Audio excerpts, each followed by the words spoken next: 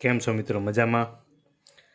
આપણે સ્વાધ્યાય 11.2માં પહેલો અને બીજો દાખલો ગણ્યા હતા, બરાબર. હવે એના પછી દાખલા નંબર 3, એમાં આપણને એવું આપેલું છે કે 3 સેમી ત્રિજ્યાવાળું વર્તુળ દોરો, તેના કેન્દ્રથી લંબાયેલ વ્યાસ પર તેના કેન્દ્રથી લંબાયેલ વ્યાસ પર દરેકનું અંતર 7 સેમી થાય. દરેકનું અંતર 7 સેમી થાય તે રીતે બિંદુઓ P અને Q લો. P અને Q લો. બિંદુઓ P અને Q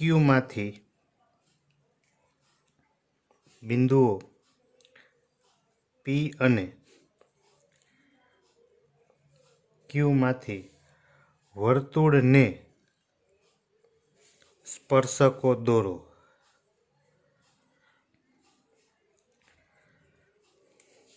બરાબર. પછી એના મુદ્દા લખવાના છે અને એની યથાર્થતા લખવાની છે. રેડી? તો હવેમાં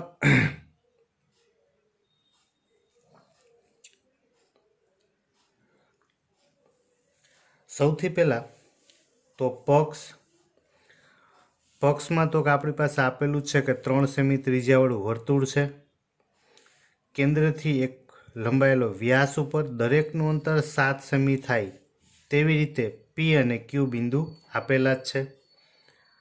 કૃત્ય એટલું છે કે P અને Q માંથી વર્તુળને સ્પર્શકો દોરવા. બરાબર. તો સૌથી પહેલા આપણને કીધું છે કે 3 સેમી ત્રિજ્યાવાળું વર્તુળ દોરો. તો આપણે 3 સેમી ત્રિજ્યા લઈ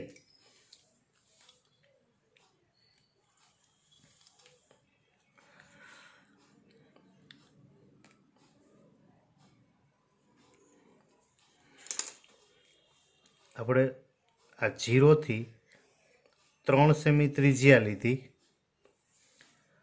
બરાબર. અને આપણે એનું વર્તુળ દોરવાનું છે. 3 સેમી માપ લઈ અને આપણે એનું એક વર્તુળ દોરીએ.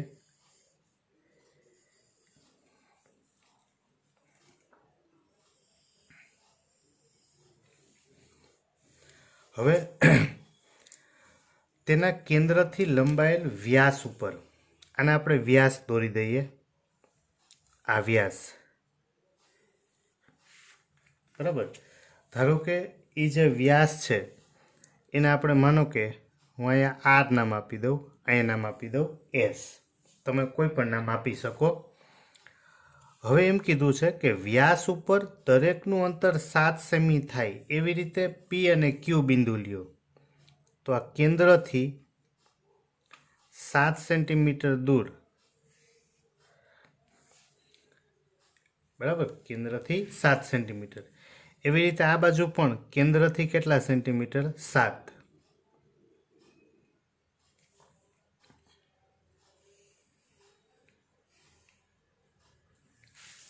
બરાબર. તમે દોરો ત્યારે થોડુંક ધ્યાન રાખજો, થોડુંક બરાબરની ટૂંકમાં પેજની આ સાઈડ જગ્યા રાખવી. હવે એ જે આપણે બંને બાજુ વ્યાસ દોર્યો, હવે એમાં એને આપણે કંઈક નામ આપી દઈએ. બરાબર. તો આપણને આપેલા જ છે P અને Q. અહીંયા આપી દઉં P નામ, આ કહી દઉં Q. એનું કેન્દ્ર છે, કેન્દ્ર એને આપણે કહી દઈએ O. બસ. હવે પહેલો દાખલો હતો એ જ, એક ડાબી બાજુ એક જમણી બાજુ, બે બાજુ આપણે સ્પર્શકો દોરવાના છે. તો પહેલાં આપણે એનું મધ્યબિંદુ મેળવી લઈએ.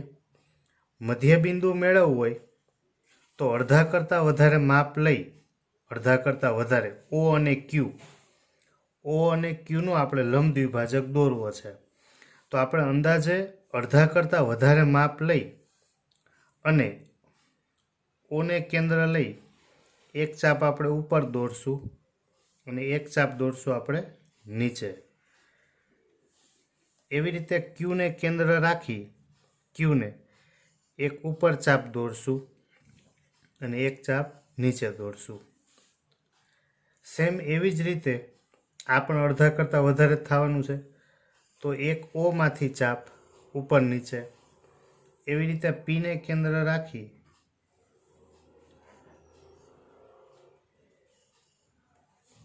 બરાબર. હવે આપણે એને દોરી દઈએ. અને અમે વર્તુળની કોઈ પણ રચના હોય આપણે એક જ કામ કરવાનું હોય છે, લંબ દ્વિભાજક. બાકી તો માત્ર વર્તુળ અને સ્પર્શક બે જ વસ્તુ આવે છે. ચાલો આ એનો લંબ દ્વિભાજક દોર્યો. એક આ લંબ દ્વિભાજક દોર્યો. તો આ લંબ દ્વિભાજક દોર્યો એને આપણે નામ આપી દઈએ એમ. આને લંબ દ્વિભાજકને આપણે નામ આપી દઈએ એન. બરાબર. હવે એમાં તો કે જે આર બિંદુ છે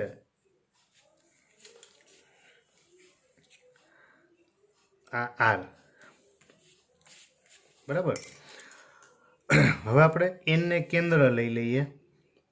એનને કેન્દ્ર અને એનથી ઓ જેટલું આપણે માપ લેશું અને આપણે વર્તુળ દોરવાનું.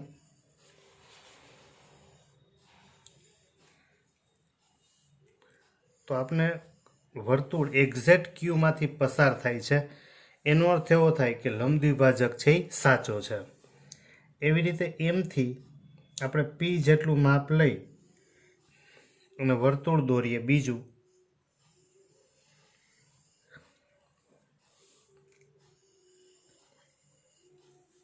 રેડી?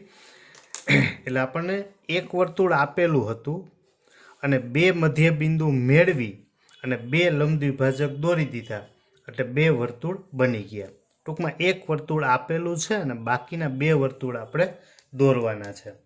હવે આપણે આને નામ આપી દઈએ. ધારો કે અહીંયા હું ટી કહી દઉં, અહીંયા યુ કહી દઈએ આપણે, અહીંયા વી નામ આપી દઉં અને અહીંયા આપી દઉં ડબલ્યુ.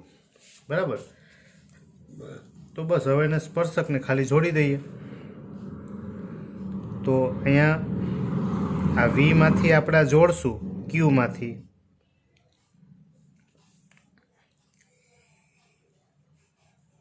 એક આ સ્પર્શક બની ગયો ક્યુથી વી સુધી.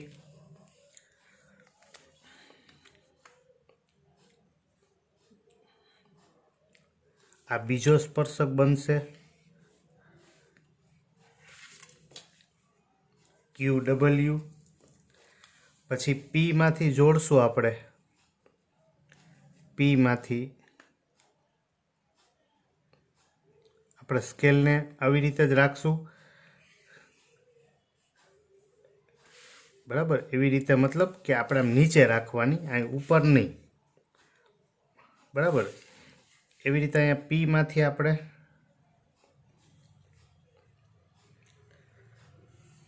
આને જોડી દઈએ. તો બંને સ્પર્શક ભેગા થાય તોય ભલે, બરાબર, અને લંબાવો નહીં તો પણ વાંધો નથી. તો આપણું કામ હતું, એક વર્તુળ આપેલું હતું, બીજા બે માંથી આપણે સ્પર્શકો દોરી દીધા. બરાબર છે. ચાલો હવે એના મુદ્દા લખીએ. તો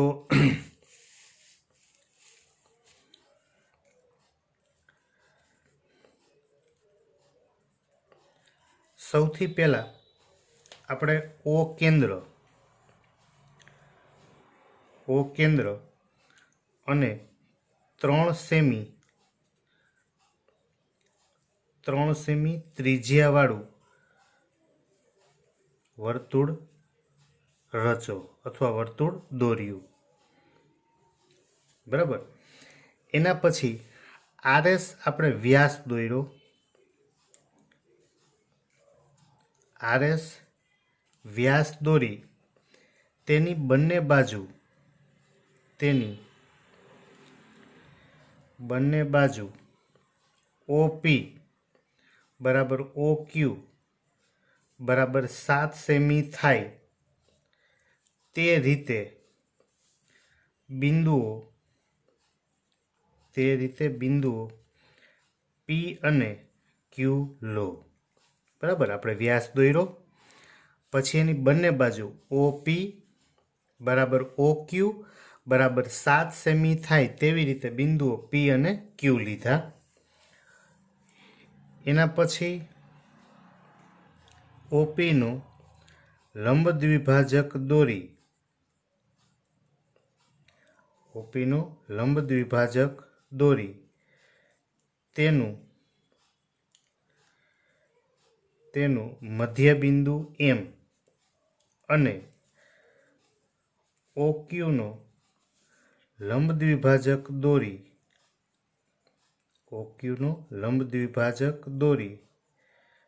તેનું મધ્ય બિંદુ N મેળવ્યું. બની ગયું. હવે આપણે બંને મધ્ય બિંદુ મળી ગયા. હવે એમને આપણે કેન્દ્ર રાખશું. M કેન્દ્ર અને OM ત્રિજ્યા લઈ M કેન્દ્ર અને OM જેટલી ત્રિજ્યા લઈને આપણે વર્તુળ દોર્યું. બરાબર, ત્રિજ્યા લઈ વર્તુળ દોર્યું. જે આપેલ વર્તુળને, આ આપેલું વર્તુળ હતું, આ જે 3 સેમી ત્રિજ્યા વાળું હતું, જે આપેલ વર્તુળને પેલું આપણે T અને U માં છેદશે, અથવા તો એવી રીતે લખાય કે જ્યાં છેદે ત્યાં આપણે T અને U નામ આપશું. સેમ એવી જ રીતે N કેન્દ્ર અને ON ત્રિજ્યા લઈ વર્તુળ દોર્યું.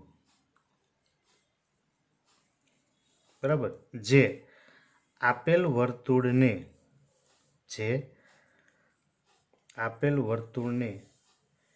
V અને W માં છેદશે. બરાબર, હવે આપણે 4 બિંદુ મળી ગયા. હવે એને જોડી દઈએ તો PT, PU, QV અને QW આ દોરો. બરાબર, આમ PT, PU, QV અને QW એ માગેલા સ્પર્શકો છે. રાઈટ. બસ, હવે આપણે આની યથાર્થતા લખશું. પણ ધ્યાન રાખવાનું ખાલી વાક્ય રચનામાં કે પહેલાં આપણે O કેન્દ્ર લીધું છે, 3 સેમી ત્રિજ્યાવાળું વર્તુળ દોર્યું, એક વ્યાસ બનાવ્યો, પછી તો કે એક બાજુ 7 સેન્ટીમીટર એ Q બિંદુ, બીજી બાજુ P બિંદુ, OP નો લંબ દ્વિભાજક દોર્યો, એમને કેન્દ્ર રાખી વર્તુળ દોર્યું, OQ નો લંબ દ્વિભાજક દોર્યો, N ને કેન્દ્ર રાખ્યું, એનું વર્તુળ દોર્યું, એ જ્યાં છેદે અહીંયા TU VW નામ આપ્યા અને 4 સ્પર્શકને આપણે જોડી દીધા. રેડી? ચાલો, હવે આપણે લખશું આની યથાર્થતા. તો યથાર્થતામાં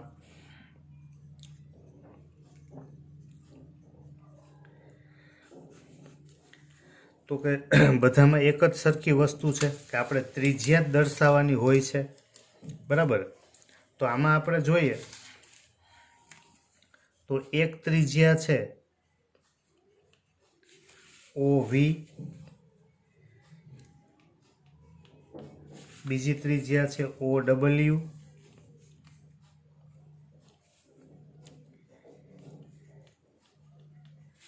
ત્રીજી ત્રિજ્યા OT અને ચોથી ત્રિજ્યા છે OU.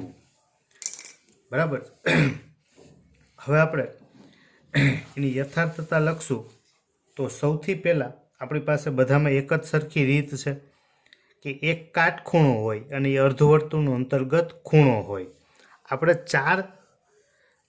આપણી પાસે 4 ત્રિજ્યા છે.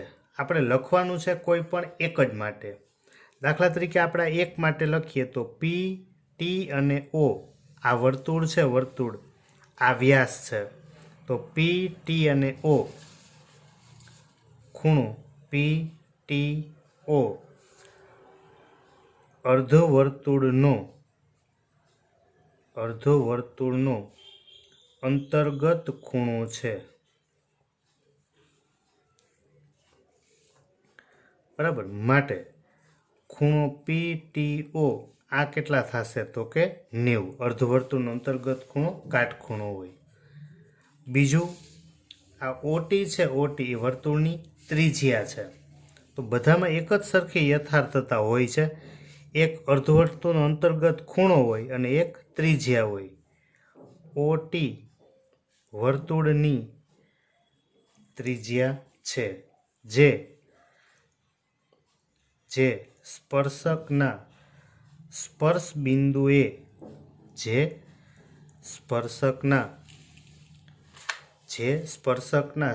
બિંદુએ લંબ હોય છે. માટે ઓટી, બરાબર, આ ઓટી એ લંબ થાય પીટી. ઓટી લંબ પીટી. માટે પીટી એ વર્તુળનો સ્પર્શક છે. બરાબર. તો બધામાં એક જ અર્ધવર્તુળનો અંતર્ગત ખૂણો હોય એટલે કાટખૂણો હોય. મતલબ એક કાટખૂણો આવી ગયો, એક ત્રિજ્યા આવી ગઈ. અને કાટખૂણો હોય ને ત્રિજ્યા હોય તો એ સ્પર્શકના સ્પર્શ બિંદુએ લંબ હોય. આપણે 10મા ચેપ્ટરનો પ્રમેય છે. વર્તુળનો સ્પર્શક એ સ્પર્શ બિંદુમાંથી દોરેલી ત્રિજ્યાને લંબ હોય છે. તો એ વાક્યને આપણે ઊંધું બોલશું તો સ્પર્શકના સ્પર્શ બિંદુએ લંબ હોય એ હંમેશા શું હોય તો કે વર્તુળની ત્રિજ્યા હોય. બરાબર. આ એક જેમ પીટી વર્તુળનો સ્પર્શક થયો એમ આ જ રીતે બીજા પી યુ, ક્યુ વી અને ક્યુ ડબલ્યુ એ વર્તુળના સ્પર્શકો થાય. બરાબર. તો આ થઈ ગયું દાખલા નંબર 3. રેડી?